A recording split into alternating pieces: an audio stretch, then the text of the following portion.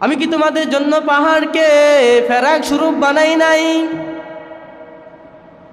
আল্লাহ বলে, বান্দা, এই পাহাড় আমি আল্লাহ এই দুনিয়ার খুঁটি হিসাবে বানাইলাম। এই পাহাড়কে আমি আল্লাহ এই জমিনের জন্য খুঁটি স্বরূপ বানাইলাম। না হয় এই দুনিয়া অস্তিত্ব থাকতো না, এই দুনিয়া টিকে থাকতে পারতো না, এই দুনিয়া টিকে থাকতে পারতো না। সব কিছু আমি আল্লাহর কুদরত। এত কুদরত জানার পরেও বান্দা কেন আমার মালিকরে ভুলে যায়? ও বান্দা, কখন জানি মরণ হয়ে যায়, কখন জানি রবের ডাকে যাইতে হয়, সাড়া দিতে হয়। আমি কোনো এক জুমায় বলেছিলাম, এই পৃথিবীর মধ্যে যখন কেউ থাকবে না, তখন আল্লাহ বলবে, আর কে আছো, আর কে আছো? তখন আজরাইল বলবে, আল্লাহ আমি আছি, জিবরাইল আছে, আর মিকাইল আছে। তখন আল্লাহ অর্ডার করবে, হ্যাঁ আজরাইল, মিকাইলের রূহটা কবজ করে নিয়ে আসো। আজরাইল সাথে সাথে আল্লাহর অর্ডার পাওয়ার সাথে সাথে মিকাইলের রূহটা কবজ করে নিয়ে আসবেন। তখন আল্লাহ বলবে, এই আজরাইল, আর কি আছে জমিনের মধ্যে, তাকাশ করে দেখো। তখন আল্লাহ বলবে, আল্লাহ আমি আছি, আর জিবরাইল আছেন। তখন আল্লাহ অর্ডার করবে, এই আজরাইল, এই জিবরাইলের রূহটা কবজ করে নিয়ে আসো।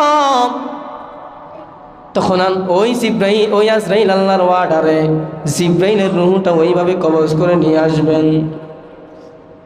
তখন আল্লাহ আবার প্রশ্ন করবেন, এই আজরাইল, এই পৃথিবীর মধ্যে কে আছে? আর তখন আজরাইল বলবে, আল্লাহ, এই জমিনের মধ্যে আমি আর আপনি ছাড়া আর কেউ নাই।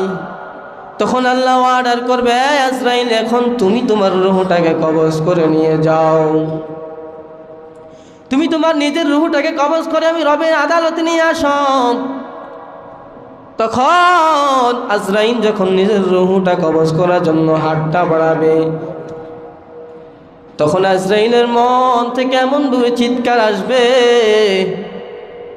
আজরাইল আল্লাহকে বলবে, আল্লাহ, বান্দার রূহটা কবজ করা যে এত কঠিন আমি আগে জানতাম না। এই রূহটা কবজ করা যে এত কঠিন আমি জানতাম না। যদি আমি জানতাম আপনার বান্দার রূহ কবজ করে এত কঠিন, আল্লাহ, আমি ওই দায়িত্ব নিতাম না। মরণটা কি এতই সহজ? মরণটা কি এতই সহজ হয়ে গেল আমাদের কাছে? যদি আমাদের ভিতরে মরণের ভয় থাকতো, তো রবের ইবাদত ছাড়া ভিন্ন কোনো দিকে তাকাতাম না। যদি আমাদের ভিতরে মরণের ভয় থাকতো, তো আমরা 5 ওয়াক্ত নামাজ আদায় করতাম। আমরা 5 ওয়াক্ত নামাজ জামাতে আদায় করতাম যদি আমাদের ভিতরে রবের ভয় থাকতো, মরণের ভয় থাকতো। কিন্তু আমাদের ভিতরে ওই মরণের ভয় নাই, আমাদের ভিতরে আল্লাহ তাআলার ভয় নাই, বিধায় আজ আমাদের অবস্থা এই হালাত। যদি আমাদের ভিতরে তাকওয়া না থাকে, আল্লাহর ভয় না থাকে, যতই আলোচনা করা হোক, যতই বয়ান করা হোক, যতই নিজে পড়েন না কেন, আল্লাহর ভয় যতক্ষণ না থাকবে ততক্ষণ কোনো ফায়দা হবে না, কোনো লাভ হবে না। এই আমলের কোনো গ্রহণযোগ্য না আল্লাহর কাছে। আপনি হজ করবেন, অনেক বড় একটা ইবাদত, হজ করবেন, এই হজ করা অবস্থা যদি আপনার ভিতরে আল্লাহর ভয় না থাকে, আপনার এই হজ আল্লাহর কাছে গ্রহণযোগ্য না। কারণ আপনি হজ করতেছেন বান্দাকে দেখানোর জন্য, দুনিয়ার মানুষকে দেখানোর জন্য, আল্লাহর জন্য না। আপনি নামাজ পড়তেছেন, এটাও আল্লাহর ইবাদত, কিন্তু এই আল্লাহর ইবাদত মানতে গিয়ে আপনার ভিতরে আল্লাহর ভয় নাই। তো আপনার ভিতরে যেহেতু আল্লাহর ভয় নাই, আপনি এই নামাজ পড়তেছেন দুনিয়ার মানুষকে দেখানোর জন্য, যেন মানুষ আমাকে নামাজিওয়ালা বলে, যেন মানুষ আমাকে হাজী সাহেব বলে। আপনি এই জন্য হজ করেন, আপনার মাথার ভিতরে শুধু এটাই ঘুরে, মানুষ আমাকে হাজী সাহেব বলবে। আপনি নামাজ পড়েন, মানুষ আপনাকে নামাজিওয়ালা বলবে, মানুষ আপনাকে ভালো বলবে।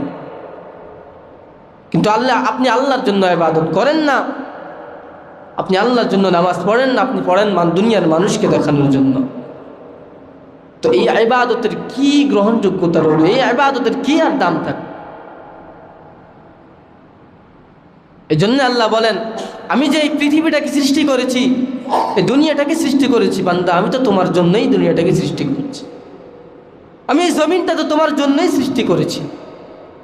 আলাম নাজআলিল আরদা মিহাদা, আমি কি তোমাদের জন্য এই পৃথিবীটাকে সৃষ্টি করি নাই? আমি কি তোমাদের জন্য পাহাড়কে প্যারাক স্বরূপ বানাই নাই, যে পাহাড় না থাকলে এই পৃথিবীর অস্তিত্ব থাকতো না, এই পৃথিবী টিকে থাকতে পারতো না।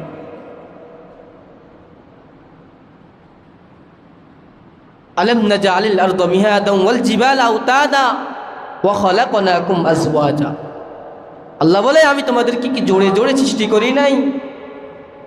আমি কি তোমাদেরকে জোড়ে জোড়ে সৃষ্টি করি নাই? আমি তো তোমাদেরকে এইভাবেই সৃষ্টি করেছি যেন তোমরা জমিনের মধ্যে যতদিন থাকো, যতদিন বাঁচো, যতদিন আমি রবের ইবাদত করো, জমিনের মধ্যে যেন শান্তিভাবে থাকতে পারো। পারস্পরিক আত্মীয়তার মহাব্বত যেন তোমাদের ভিতরে থাকে, স্বামী স্ত্রীর মহাব্বত যেন তোমাদের ভিতরে থাকে, কারণ ওই দুইজন থেকে আমি আল্লাহ অগণিত সন্তান তৈরি করে দেই। ইয়া আইয়ুহান নাসু তাকু রাব্বাকুমুল্লাযী খালাকাকুম মিন নাফসিন ওয়াহিদা ওয়া খালাকা মিনহা যাওজাহা ওয়া বাথা মিনহুমা রিজালান কাসীরা ওয়া নিসা। আল্লাহ বলে আমি সবাইকে জোড়ে জোড়ে সৃষ্টি করেছি এবং তাদের থেকে ওয়াবাথা মিনহুমা রিজালান কাসীরা, আমি অনেকগুলো সন্তান তৈরি করে দিয়েছি। এইভাবেই তো সংসারটা সাজানো হয়, এভাবেই তো একটা আত্মীয়তার বন্ধন সৃষ্টি হয়, একটা আত্মীয় বড় হয়। আমি আল্লাহ তোমাদেরকে এইভাবেই সৃষ্টি করেছি যেন তোমরা জমিনের মধ্যে যতদিন থাকো, যতদিন বাঁচো, আমি রবের ইবাদত করো, আর তোমরা যেন পারস্পরিক আত্মীয়তার মহাব্বত মিলে মিশে যেন থাকতে পারো। শুধু আমি তোমাদেরকে যে দুনিয়ার মধ্যে পাঠাইলাম তাই না, এতটুকুই সীমাবদ্ধতা নয়, এতটুকুই সীমাবদ্ধতা নয়। আমি তোমাদেরকে দুনিয়ার মধ্যে পাঠাইছি তোমাদের জিন্দেগি চলার পথে যা যা কিছু দরকার সব আমি আল্লাহ তোমাদের জন্য আগেই তৈরি করে দিয়েছি। তোমাদেরকে পৃথিবীর মধ্যে পাঠানোর আগে পৃথিবীটাকে, এই দুনিয়াটাকে আমি আল্লাহ সাজাইছি, দুনিয়াটা সাজিয়ে আমি আল্লাহ তোমাদেরকে দুনিয়ার মধ্যে পাঠাইছি। তো কি বুঝেন রবের ইবাদত, আল্লাহ তাআলার কুদরত কি বুঝেন, রবের কুদরতের পাওয়ার কেমন? শুধু নিজে সুন্দর হলে হবে না, মসজিদ মাদ্রাসা সুন্দর হলে হবে না, নিজে সুন্দর হলে হবে না, নিজের কলবটাকে সুন্দর করতে হবে, নিজের কলবটাকে সুন্দর করতে হবে। মসজিদ সুন্দর হলে হবে না, মুসল্লিদের অন্তর সুন্দর হতে হবে, কলব সুন্দর হতে হবে। এত কষ্ট করে মসজিদ এত সুন্দর করে সাজানো, কি ফায়দা যদি মুসল্লিরা সুন্দর না হয়? যে জায়গায় এসে ইবাদত করব, ওই ইবাদতের মান যদি না থাকে, ওই ইবাদত যদি আল্লাহ তাআলার আদালতে গিয়ে যদি না পৌঁছে, তো জায়গা সুন্দর করে কি লাভ? এজন্য দিনকে নয় দিলকে সুন্দর করো, দিনকে নয়। কিন্তু আমরা এখন দিনকে সুন্দর করতেছি, আমাদের ঘরকে সুন্দর করতেছি, দুনিয়াকে সুন্দর করতেছি, আমাদের জীবন চলার পথে যা যা কিছু দরকার আমরা এগুলো সুন্দর করতেছি। কিন্তু আমরা যে দুনিয়ার মধ্যে কয়দিন থাকবো তার কোনো গ্যারান্টি নাই। যদি আমরা আল্লাহ তাআলার আদেশে যদি আমরা দুনিয়া থেকে বিদায় হয়ে যাই, তখনকার অবস্থা কেমন হবে? ওই পারস্পরিক জিন্দেগি, ওই পরের জিন্দেগি কি সুন্দর অবস্থায় আছে কি না, ওই পরের জিন্দেগি কি সুন্দর অবস্থা আছে কি না, এটা আগে দেখতে হবে। এজন্য আল্লাহ বলে আমি কি তোমাদের জন্য এই দুনিয়াটা বিছানা স্বরূপ বানাই নাই, থাকার জন্য বানাই নাই? তো কেমনে আমি রবকে ভুলে যাও? কিভাবে আমি রবের ইবাদত থেকে বঞ্চিত হব? কিভাবে আমি আল্লাহ তোমাদেরকে এত কিছু দেওয়ার পরও আমি রবকে ভুলে থাকি? এজন্যই আল্লাহ বলে বান্দা আমি বেশি কিছু চাই না, শুধু সামান্য ইবাদত চেয়েছি, সামান্য ইবাদত চেয়েছি। তোমার বাবা তোমার জন্য এত কষ্ট করে, নিজে না খাইয়া তোমাকে খাওয়ায়, মাথার ঘাম পায়ে পড়ে, আর তুমি এই টাকা দিয়ে তুমি হারাম পথে ব্যয় করো। তুমি রসুলের আদর্শ বাদ দিয়া বিভিন্ন কাফের মুশরিকদের আদর্শ লালন করো,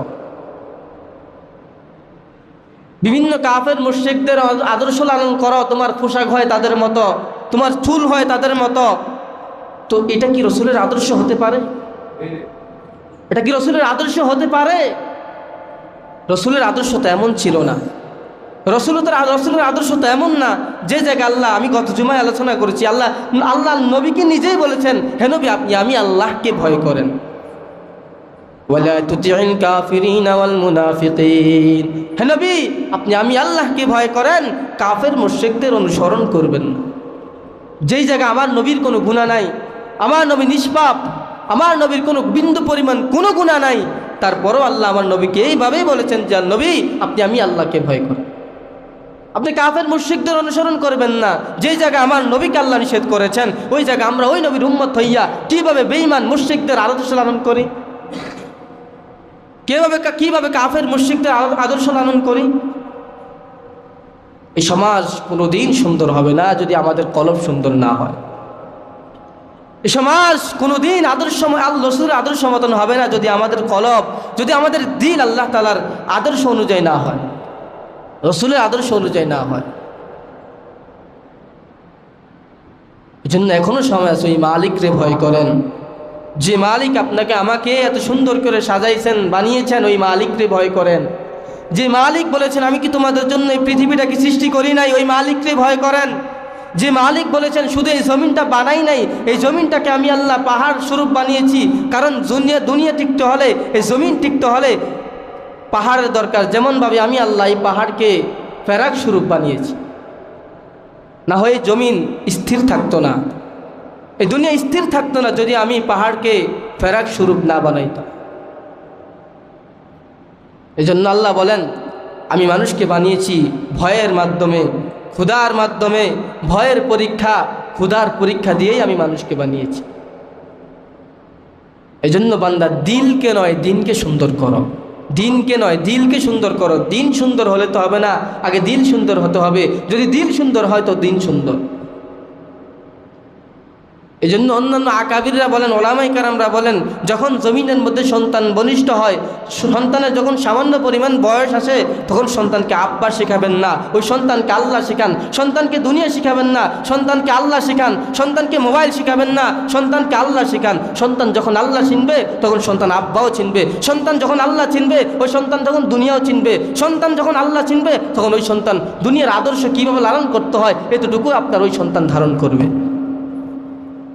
কিন্তু আমরা করি কি, সন্তানকে আল্লাহ না শিখাই, আব্বা শিখাই, দুনিয়া শিখাই, মোবাইল শিখাই, মোবাইল কীভাবে চালাতে হয় এটা শিখাই, তো ওই সন্তান দিন থেকে পৃথক হয়ে যায়। তখন ওই সন্তান সঠিকভাবে দুনিয়া ছেড়ে না।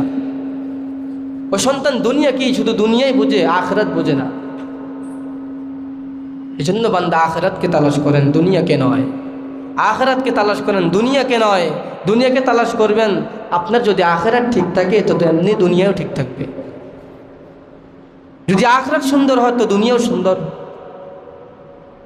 যদি আখিরাত সুন্দর হতো আপনার কলবও সুন্দর। যদি আপনার আখিরাত সুন্দর হতো আপনার জীবন চলার পথে সব কিছুই সুন্দর।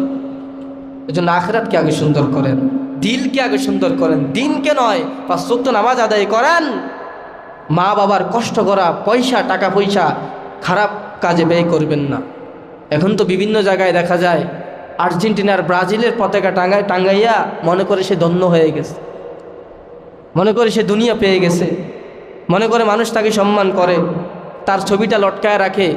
আর যতক্ষণ ওই ছবিটা মানুষ দেখে ততক্ষণ তো তার গুনায় জমতে থাকে, শুধু গুনাহ আর গুনাহ লেখা হয়, শুধু গুনাহ লেখা হয়। কারণ যেই ঘরে মানুষের জীব জানোয়ারের ছবি থাকে ওই ঘরে তো আল্লাহ তাআলার রহমতের ফেরেশতা থাকে না, ওই জায়গায় তো রহমত থাকে না। মন গড়া জিন্দিগি চলি, মন গড়া জিন্দিগি চলি।